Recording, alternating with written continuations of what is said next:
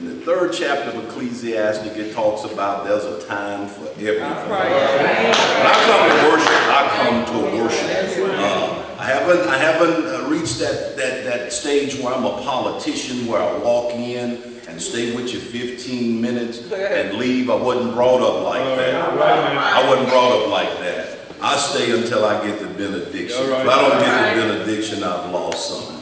But Pastor, I'm not being disobedient, but I just don't want to talk about that city marshal stuff. That's something going to be later.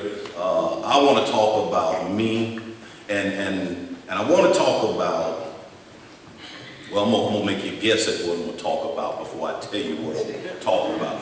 But let me do this, and I'm going to get past it. Let me introduce my wife, the one Otis.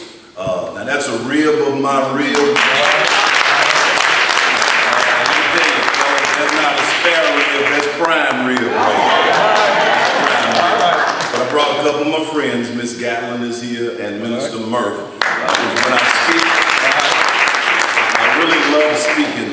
And when I speak, I always take somebody with me just in case. I look out in the audience and I see somebody frowning at me. I can look at these people that I sporadically spread it out through your audience. That's gonna smile back at me. But everybody here is smiling, and I know you told me to keep it short, but I have to say this, Pastor. When I walked up on the grounds, I'm telling you, the people here are just so nice. Y'all have a big-hearted preacher. He's a person I'll take care of this guy. I'll take care of him. Big-hearted. Like I said, we haven't known each other a long, long time, but just the time that we've known each other, I've grown to love him, and I love him as much as one man can love another man and still be a man. I love this man. But as I said, your big-hearted pastor said I could talk about anything I wanted to talk about. And I tell you what, I played around with it, and I had subjects on top of subjects that I could talk about. But then I thought about just these times that we're going through in this city. And it's being Black History Month.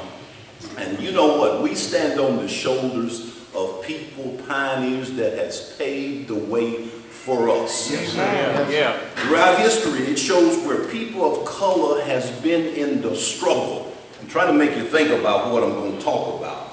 But people of color, that's us. We've been in a struggle, and this Black History Month is February, the shortest month of the year, but we call it Black History.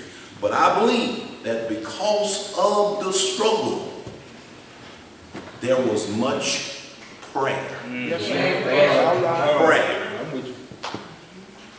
I don't believe we are where we are by chance. I believe that somebody prayed for me. Yes, sir. And somebody prayed for you. I hope y'all following me on this. So prayer is always in order. The Bible says that man ought always to pray. Yes, sir. So I'm going to use Matthew, the 14th chapter. All right. In that 22nd verse, where it talks about how Jesus put his disciples in a boat. Yes, sir. He sent them ahead to the other side. And when he had finished feeding the multitude, he sent them away. Right. Jesus went up on a mountain, and the Bible said he was there alone, and he prayed.